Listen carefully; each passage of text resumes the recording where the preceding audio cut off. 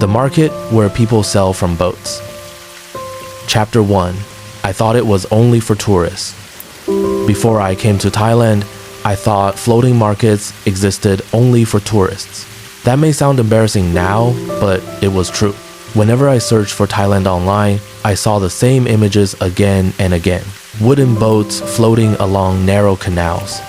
Women wearing wide straw hats. Colorful tropical fruits stacked in baskets. Tourists holding cameras. Smiling faces. Golden sunlight reflecting on water.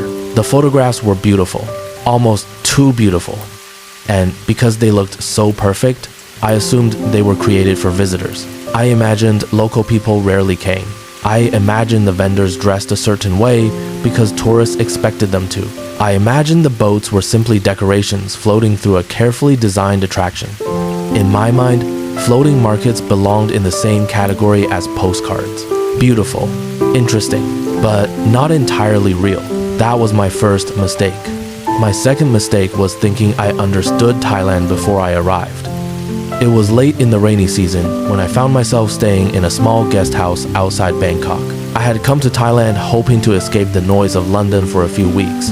Nothing dramatic, no great adventure, no ambitious travel plan. I simply wanted quiet, a slower pace, a few mornings without alarm clocks and crowded trains. The guest house owner had recommended a nearby floating market. Go early, she told me, very early. Why? I asked. She smiled.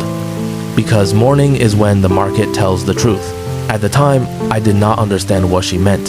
The next morning, I woke before sunrise. For a few moments, I remained in bed listening. The room was dark. Outside, the world seemed asleep. Then I heard something. Splash, pause, splash. The sound was faint, gentle, almost rhythmic. At first, I thought it was rain dripping from the roof. Then I heard it again. Splash, pause, splash. Curious, I got up and stepped outside. The air felt cool against my skin. A thin mist floated above the canal beside the guest house. The sky was still dark blue. The sun had not yet appeared. Somewhere in the distance, a rooster announced the coming day. The village remained mostly silent, but the water was already awake. I followed a narrow wooden walkway along the canal. The boards beneath my feet were damp from rain during the night. The scent of wet wood filled the air. So did the smell of fresh earth and flowering jasmine. Everything felt calm, unhurried. The further I walked, the louder the splashing became. Then, through the mist, I saw the source. A boat, long and narrow, moving silently through the water. An elderly woman sat at the back, guiding it with a wooden paddle. She wore a faded blue shirt and a straw hat. In front of her rested baskets filled with fruit. Bananas, mangoes, guavas, papayas. She did not look like someone preparing for a tourist attraction. She looked like someone beginning another ordinary day. A second boat followed behind her, then a third, then a fourth.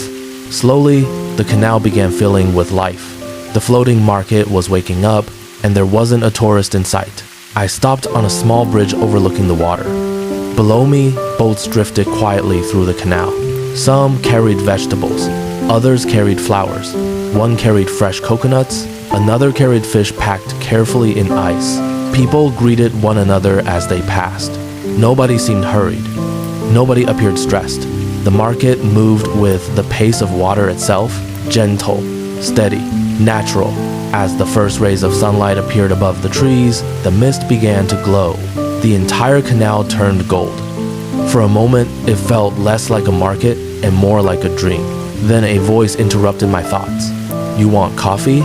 I looked down. A woman smiled up at me from a small boat. A metal coffee pot sat beside her. I smiled back. "Yes, please." She guided the boat toward the bank with effortless precision. The movement seemed almost graceful. She poured dark coffee into a cup, added condensed milk, stirred slowly, then poured everything into a plastic bag filled with ice. Moments later, she handed it to me. Thai coffee. I thanked her and took a sip. Sweet, strong, perfect. The woman watched me carefully. First time? At a floating market? I nodded. Yes. She smiled. Many foreigners' first time. Then she laughed. They think market only for photos. I nearly choked on my coffee because she was absolutely right. That was exactly what I had thought. Photo okay, she said, but market not only photo. I looked around. The boats, the water, the people, the morning light. What is it then? I asked. She thought for a moment, then smiled. It is morning life. Morning life. The phrase settled gently into my thoughts. Morning life. Not an attraction. Not a performance. Not a museum. Life. Real life. As she paddled away, I continued walking through the market. The sun rose higher. More boats arrived. The scents of food began filling the air. Garlic sizzling in oil, rice cooking, fresh herbs, sweet coconut. The aromas drifted across the canal like invitations. Before long, my stomach began making decisions for me. I followed the smell of noodle soup. The source was easy to find. A woman in her late 50s sat inside a wooden boat. A steaming pot rested beside her. She smiled when she saw me. You hungry? Very. She laughed. Good. A few minutes later, I sat on a wooden stool beside the canal, holding a bowl of noodle soup. Steam rose into the cool morning air. The broth smelled wonderful, rich, comforting, familiar somehow, despite being completely new. I took a spoonful, then another, then another. The woman smiled. Good? Very good. She nodded proudly. My mother sold noodles too. I looked up. Here? Same canal. She pointed toward the water. Different boat. Something about that answer stayed with me. The way she said it, the pride in her voice, the quiet connection between generations. I looked around again. For the first time, I noticed details I had missed before. The fruit seller greeting an old customer by name. The young boy helping his grandmother arrange flowers. The fisherman sharing a joke with another vendor. The market was not simply a place where things were sold. It was a place where relationships lived. Every boat seemed connected to another story. Every face seemed familiar to someone nearby. This was not tourism. This was community. As I finished my noodles, the woman handed me a banana wrapped in a leaf. For you. I smiled. Thank you, how much? She shook her head. No charge. I hesitated. She laughed softly. In Thailand, food says welcome. Food says welcome. Another simple phrase. Another lesson hidden inside ordinary conversation. I thanked her again. She nodded as if giving food to strangers was the most natural thing in the world. Perhaps here it was. The market continued growing busier. Eventually, tourists began arriving. Cameras appeared. Photographs were taken. Exactly as I had expected. But now I understood something important. The tourists were not the center of the market. They were only visitors. The market had already been alive long before they arrived. The coffee seller had been here. The noodle seller had been here. The fruit vendors had been here. The community had been here. The floating market was not performing for tourists. Tourists were simply witnessing a small part of its life. By late morning, the canal sparkled beneath the sunlight. The market buzzed with quiet energy. Yet, even with more visitors, the atmosphere remained calm. People still greeted one another. Children still helped their parents. Vendors still shared food. The rhythm remained unchanged. The rhythm of water. Eventually, I found myself back on the bridge where the morning had begun. The coffee seller passed beneath me once more. This time, many of her baskets were empty. Business had been good. She looked up and smiled. You like market? I smiled back. Very much. Then I paused. I think I misunderstood it. She laughed, then pointed toward the canal. Thailand needs slow eyes. Slow eyes. I watched her boat drift away. The words stayed with me long after she disappeared. Perhaps that was the real lesson. Some places cannot be understood quickly. You cannot understand them through photographs. You cannot understand them in an hour. You must sit quietly, watch, listen, allow them to reveal themselves. That evening, rain began falling softly against the roof of my guest house. The canal reflected tiny lights from nearby homes. Everything felt peaceful, and as I lay in bed listening to the rain, I thought about the floating market. I had arrived believing it existed for tourists, but now I knew better. It was something far older, far deeper, a living community floating gently through time. And somehow, I felt certain that tomorrow, the market would teach me something new, because I had only just begun to see. Chapter 2: The Grandmother Who Knew Every Boat. That night, rain fell softly over the canal. The sound was gentle, almost like a lullaby. I sat beside the window of my small guest house, watching drops of water create tiny circles on the canal below. The floating market stayed in my thoughts.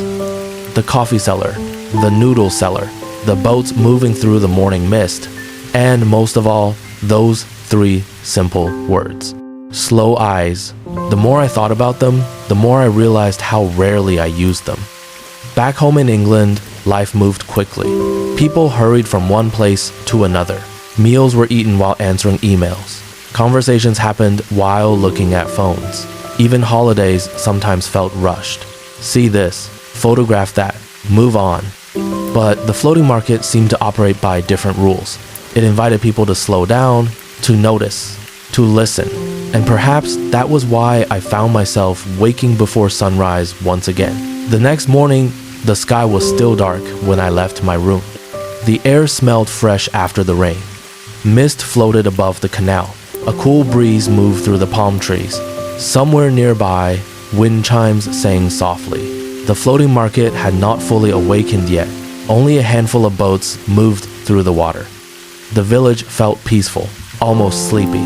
As I walked deeper into the community, I noticed an elderly woman sitting beside a wooden house. She was arranging flowers: white jasmine, yellow marigolds, pink lotus petals. Her hands moved slowly and carefully, as though she had done this every morning for many years. She looked up when she noticed me and smiled. "Good morning." Her English was surprisingly clear. "Good morning. You come back." I laughed. "Yes." She nodded. "Good." Then she pointed toward an empty chair beside her. "Sit." I sat. For several moments, neither of us spoke. The silence felt comfortable. The canal flowed quietly before us. A bird landed on a nearby roof. Somewhere in the distance, a paddle touched water. Splash. Pause. Splash. Finally, the woman spoke. "What country?" "England." She smiled. "Very far." "Yes." She nodded thoughtfully. Then she asked something unexpected. "You think floating market only for tourists?" I stared at her, almost identical to the question the coffee seller had asked. I laughed. "Yes, I did." She laughed too. "Many foreigners think that." Then she continued arranging flowers. "My name's Shri." I introduced myself. She nodded warmly, but soon I realized something unusual. Every boat that passed greeted her. Every single one. A fruit seller waved, "Good morning, Grandma Sri." A flower vendor stopped briefly to chat. A fisherman called out from across the canal. Even children passing by greeted her respectfully. It seemed everyone knew her. After nearly an hour of watching this happen, I finally asked, "Do you know everyone here?" Grandma Sri laughed. "Almost." She pointed toward a boat carrying bananas. "That man." The boat drifted closer. "I know him since he was baby." Then she pointed at another vendor. "Her mother and I go school together." Another boat passed. She smiled. "His grandfather built that house." She pointed toward a wooden home beside the canal. Every boat seemed connected to a story. Every person seemed connected to another person. The market was not simply a collection of vendors. It was a network of families. A community woven together through generations. As the morning brightened, Grandma Shri continued telling stories. Not dramatic stories, not extraordinary stories. Simple stories. Stories about people. Who married whom? Who grew the best mangoes? Who moved to Bangkok but still returned every weekend? Who inherited a boat from a parent? Who sold noodles? Who sold flowers? Who sold fish? The more she spoke, the more I understood something. The floating market was not famous because of boats. It was special because of relationships. The boats were simply where those relationships happened. A fisherman paddled toward us carrying grilled fish wrapped in banana leaves. Without saying anything, he handed one to Grandma Shri. She thanked him. After he left, I asked, "Did you buy that?" She laughed. "No." "Then why did he give it to you?" She smiled. "Yesterday I give him mango." I laughed. The answer seemed perfectly normal to her, and perhaps it was. The market operated on more than money. People bought and sold things, of course, but they also shared food, advice, friendship, kindness. Grandma Sri broke off a small piece of fish and handed it to me. I accepted. It was warm and delicious. "Food better when shared," she said. I was beginning to think that every person in Thailand carried small pieces of wisdom hidden inside ordinary conversations. As the morning continued, more tourists arrived. Cameras appeared. Boats filled with visitors drifted through the canal. Yet, despite the growing crowds, the local rhythm remained unchanged. The vendors still greeted one another. The neighbors still exchanged food. The community continued functioning exactly as before. The tourists were simply passing through. At one point, I asked Grandma Sri how long she had lived beside the canal. She smiled. "All my life." "Never moved?" She shook her head. "No." "Why not?"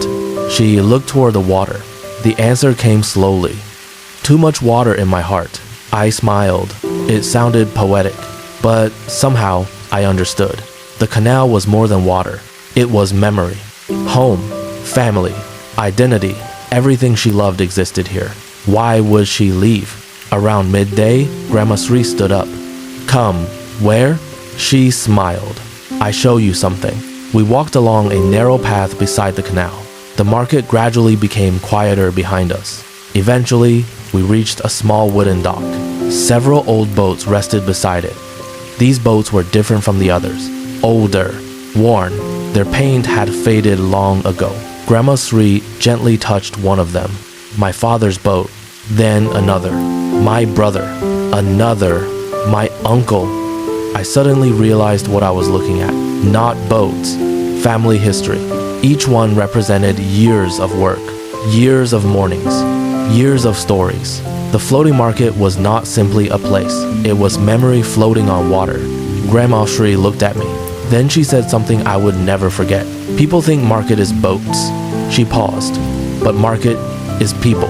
For a moment, neither of us spoke. The canal shimmered quietly beneath the afternoon sunlight, and I understood exactly what she meant. Without people, boats were just wood. Without families, traditions disappear. Without community, markets become businesses. The real heart of the floating market was not the water, not the fruit, not the photographs. It was the people, the relationships, the stories passed from one generation to the next. That evening, I sat alone on the bridge once more. The market slowly grew quiet. Boats returned home. Birds settled into trees. The canal reflected shades of gold and orange from the setting sun. And I thought about what I had learned. When I arrived in Thailand, I thought floating markets were about boats. Today, I learned they were about people. And somehow, I had the feeling the market still wasn't finished teaching me. Tomorrow, I would see where the canal led next. And perhaps, if I kept using slow eyes, I might begin to understand even more. Chapter 3. The Canal That Became a Road. The next morning, I woke before my alarm. For a few moments, I lay quietly in bed, listening to the sounds outside. The rain had stopped during the night. The village was still sleeping. Then I heard it. Splash. Pause. Splash. A paddle moving through water. I smiled. The floating market was awake again. By now, the sound felt familiar, almost comforting, like hearing the voice of an old friend. I dressed and stepped outside. The morning air was cool. Mist floated gently above the canal. The sky glowed silver and pale blue as the sun prepared to rise. Somewhere nearby, someone was cooking rice. The scent drifted through the village. A rooster crowed. Birds answered from the trees. Another day was beginning. When I reached the canal, Grandma Sri was already sitting beside her house. She waved immediately. "You early. I think the market is teaching me to wake up early." She laughed. "Good." Then she pointed toward a man preparing a boat nearby. The man looked to be around 60 years old. His skin was dark from years beneath the sun. His face carried the kind of smile that appeared often and easily. Several baskets filled with fruit sat inside his boat.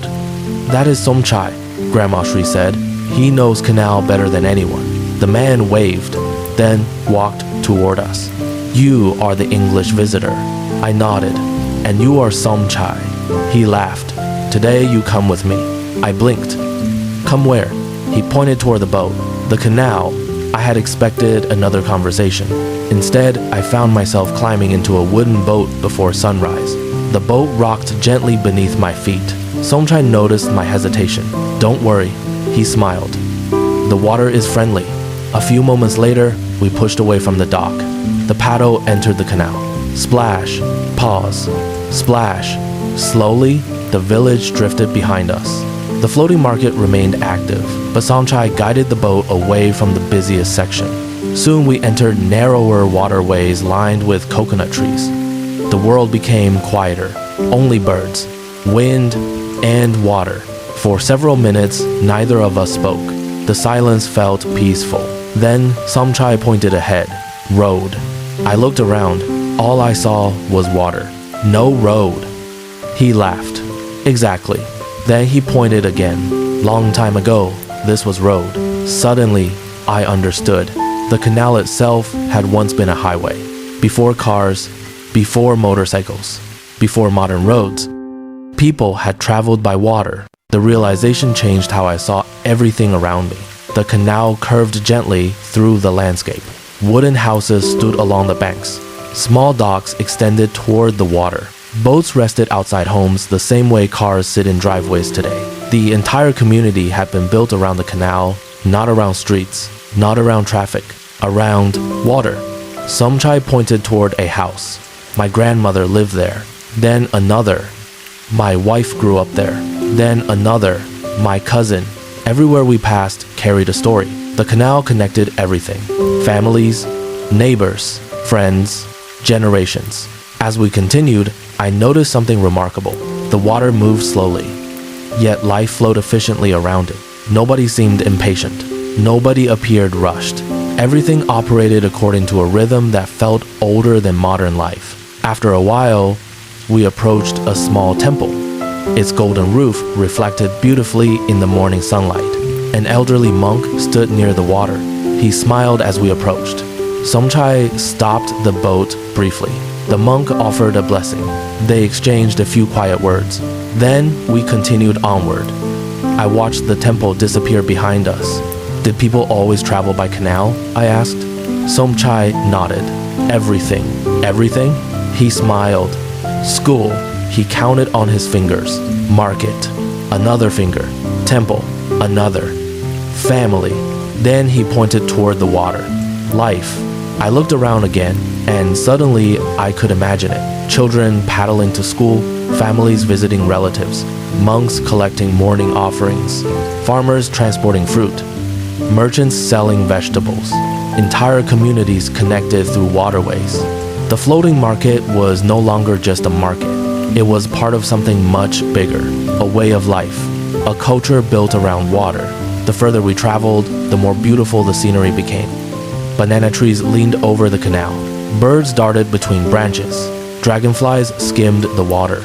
The morning sunlight filtered through palm leaves and painted golden patterns across the surface. Everything felt peaceful, almost timeless. Eventually, Somchai guided the boat toward a small wooden platform beside an orchard. We climbed out.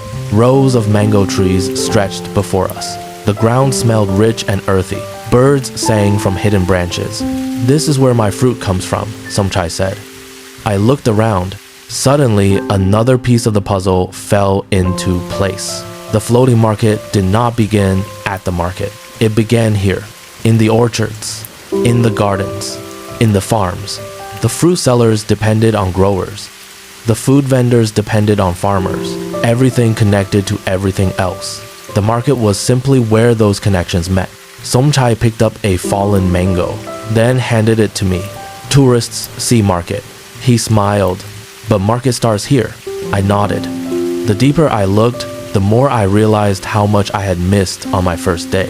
Most visitors saw boats, but behind every boat stood a family, a piece of land, a recipe, a tradition, a history. The floating market was only the visible part of something much larger. Around midday, we returned to the village. The market was now full of activity. Visitors walked along the bridges. Food vendors served customers. Children helped parents. The scent of grilled fish drifted through the air. Everything felt alive, yet somehow still calm. I noticed a young boy helping his father arrange vegetables. He worked carefully, proudly. His father occasionally corrected him, then smiled. Watching them reminded me of something. The floating market was also a classroom. Not the kind with desks and textbooks. A different kind. Children learned by watching, by helping, by participating.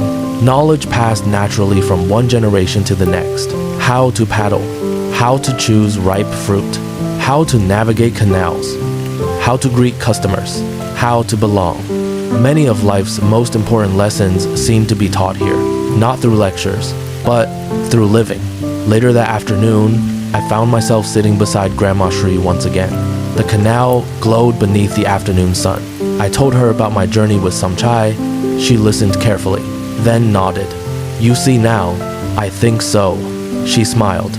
"No," I laughed. "No?" She pointed toward the water. "You start to see." I looked toward the canal. Boats drifted slowly through the sunlight. Children laughed nearby. Vendors greeted customers. Life continued moving peacefully forward. And perhaps she was right. I wasn't finished learning. I was only beginning. Before coming to Thailand, I thought floating markets were places where people sold things from boats. Now I was starting to understand the truth. The boats were important, but they weren't the heart of the story. The heart was the people, the families, the community, the way water connected generations. As the sun began setting, the canal turned gold. Reflections shimmered across the surface. Boats slowly returned home. The market grew quiet once again. Grandma Sri watched the water thoughtfully. Then she said something so softly I almost missed it. "Water remembers." I looked at her. "What do you mean?" She smiled, then pointed toward the canal. Everything happened here. Families, friendships, celebrations, goodbyes, generations. The water had witnessed it all, and somehow I understood. The canal was more than a road. It was memory itself, flowing gently through the heart of the community. That night, as I returned to my guest house, I found myself walking more slowly than before, using slow eyes, just as the coffee seller had suggested. And for the first time, I felt less like a visitor and more like a student. Tomorrow, the floating market would teach me something else. But tonight, I fell asleep thinking about water and all the stories it carried. Chapter 4, The Morning of 1,000 Flavors. On my fourth morning beside the canal, I woke before sunrise once again. By now, it had become a habit. The floating market seemed to operate on a different clock than the rest of the world. Long before most people opened their eyes, the market was already beginning its day. As I stepped outside, the sky was still dark. Lanterns reflected softly on the water. Mist drifted above the canal. Somewhere nearby, charcoal crackled inside a small stove. And for the first time, I noticed something I had somehow overlooked. The smell. The entire market smelled incredible. Not one smell. Hundreds. Garlic frying in oil. Rice steaming inside bamboo baskets. Sweet coconut milk warming in metal pots. Fresh herbs. Grilled bananas. Palm sugar. Coffee. The aromas drifted together through the cool morning air, creating something uniquely Thai. Something comforting. Something impossible to forget. When I reached the canal, the market was slowly coming to life. Boats appeared from the mist carrying fresh ingredients. Bananas, papayas, mangoes, long beans, limes, chilies, bundles of basil and coriander. The colors seemed brighter than ever before. Red, yellow, green, orange, purple. Each boat looked like a floating garden. I spotted Somchai arranging fruit inside his boat. He smiled. "You hungry today?" I laughed. "Always. Good." He pointed toward the market. "Today you learned food." I smiled. The market had already taught me about community, about canals, about history. Apparently today would be about food. And in Thailand, food is never just food. As the sun slowly rose, the market transformed into a giant floating kitchen. A woman cooked coconut pancakes in a small pan. Another grilled fish over charcoal. A man prepared fresh fruit.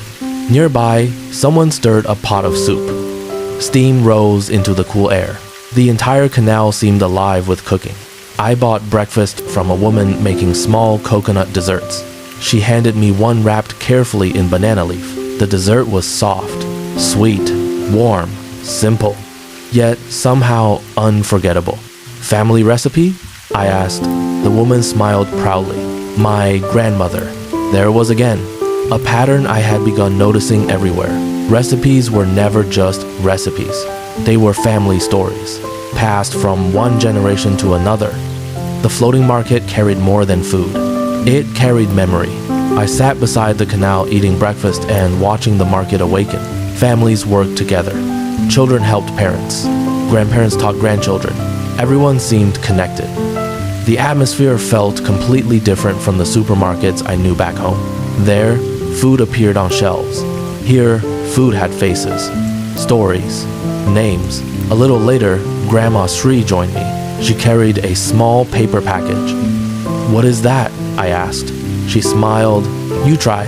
Inside was a traditional Thai sweet made from coconut and rice flour. I took a bite. It melted in my mouth. Delicate, fragrant, perfect. "Very good." She nodded. "My friend, make." Then she pointed toward a nearby boat. The woman selling the dessert waved. I waved back. Another connection, another story. The deeper I looked, the more I realized everything here was connected. Around mid-morning, I wandered through another section of the market. An elderly woman was selling curry from her boat. The aroma stopped me immediately. Rich spices, coconut milk, fresh herbs. The smell alone felt comforting. "You try?" she asked. Of course I did. The curry was unlike anything I had tasted before. Not simply spicy. Balanced, complex, sweet and savory at the same time. Every spoonful revealed another flavor. The woman watched my reaction and laughed. My grandmother recipe. Again, another grandmother, another recipe, another story traveling through time.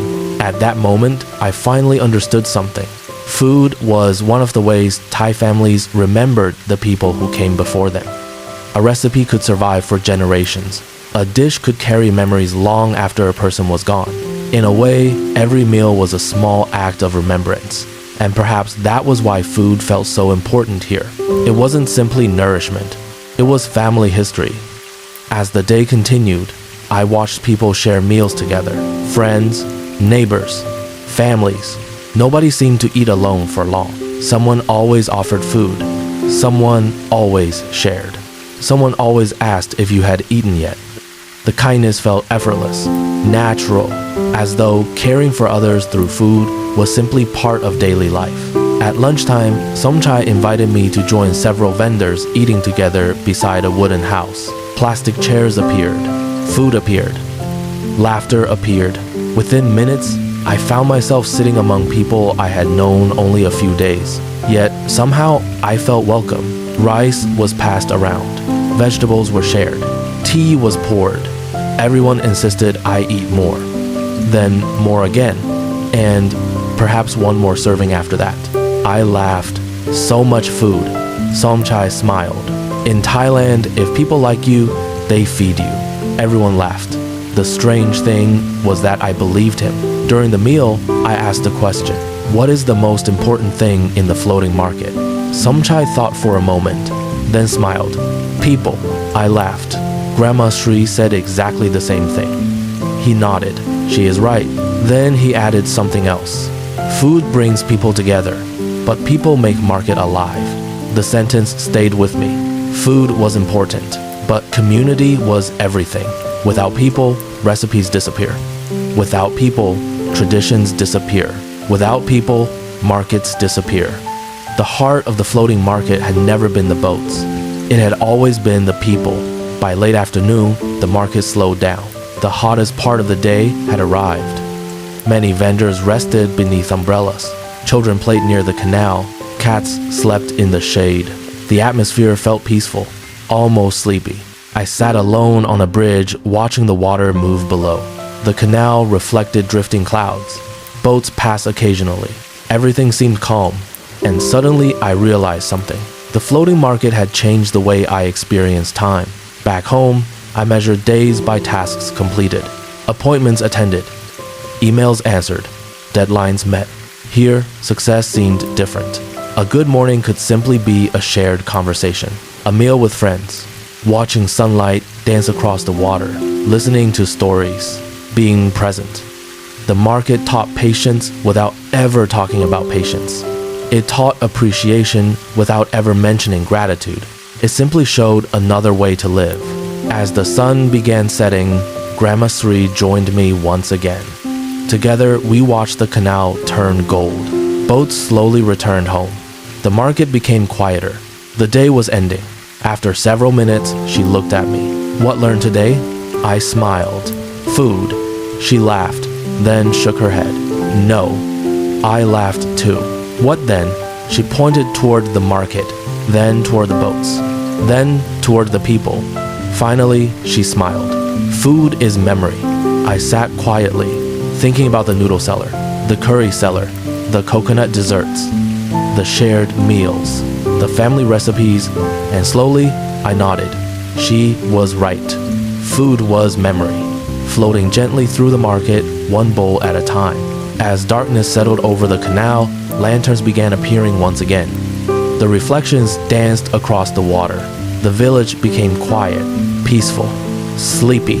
Tomorrow would be my final day at the floating market, my final sunrise beside the canal, my final chance to learn whatever lesson the water still wished to teach.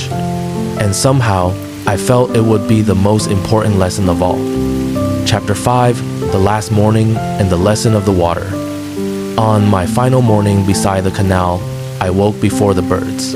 The room was quiet. Outside, darkness still covered the village. For a few moments, I remained in bed listening.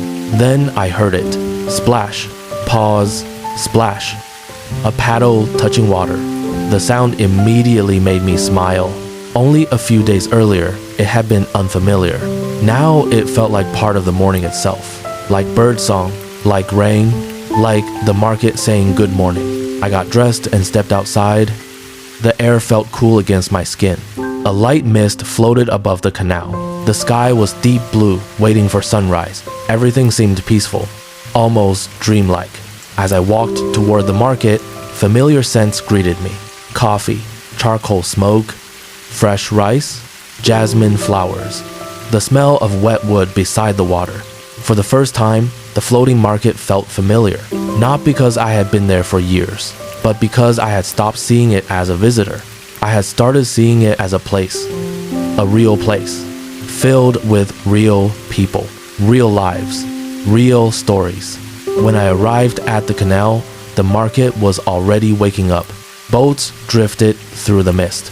Lanterns reflected softly on the water. Vendors arranged fruit. Others prepared breakfast. The same rhythm continued, just as it had yesterday, just as it had for generations. I spotted Grandma Sri sitting beside her house. She smiled immediately. Last day. I nodded. Last day. For a moment, neither of us spoke. Instead, we watched the sunrise together. The sky slowly changed color. Blue became silver. Silver became pink. Pink became gold. The first rays of sunlight touched the canal. And once again, the market seemed to wake from a dream. Boat by boat. Smile by smile. Morning by morning. After a while, Grandma Sri spoke. "You know why people love market?" I thought carefully. "The food?" She laughed.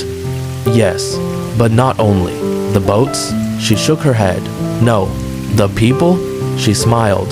Closer. Then she looked toward the water. "Market remind people who they are." I sat quietly, thinking about her words. The longer I sat there, the more I understood. The floating market was not simply a place where people bought things. It was a place where people remembered. Families remembered recipes. Communities remembered traditions.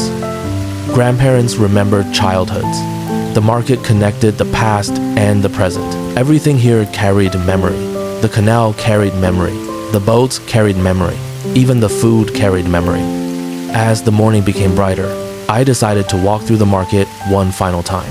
The noodle seller spotted me first. "You leaving today?" "Yes." She smiled, then handed me a small package wrapped in banana leaf. "For journey." I thanked her. A little further along, the coffee seller waved. "You come back." I laughed. "I hope so." She smiled. "You come back." She said it with such certainty that it felt less like a prediction and more like a fact. Then I found some chai arranging mangoes inside his boat. He grinned when he saw me. "Still learning?" "Always." He laughed. "Good." Then he handed me a ripe mango. "No charge." I shook my head. "You keep giving me things." Somchai shrugged. "That is okay." I accepted the mango, not because I wanted free fruit, but because refusing somehow felt wrong. The gift was not really about the mango. It was about kindness. The same kindness I had experienced throughout the market. As I continued walking, I realized something. Every lesson I had learned here had come through ordinary moments. A bowl of noodles, a cup of coffee, a conversation beside the canal, a shared meal. Nothing dramatic, nothing extraordinary. Yet, somehow, those small moments had changed how I saw Thailand.